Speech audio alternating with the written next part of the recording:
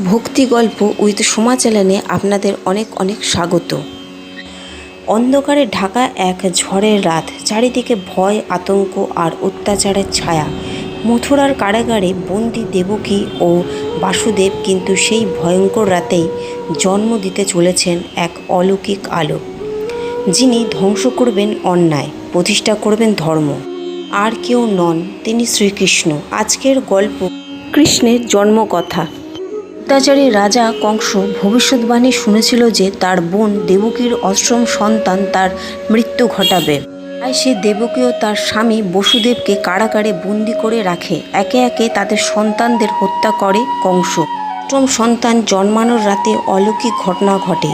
গভীর রাতে কারাগারের দরজা নিজে থেকেই খুলে যায়। প্রহরীরা ঘুমিয়ে পড়ে। সেই রাতেই জন্ম নেন শ্রীকৃষ্ণ। বসুদেব শিশু কৃষ্ণকে নিয়ে প্রবল বর্ষার মধ্যে যমুনা নদী পার হয়ে গোকুলে পৌঁছান।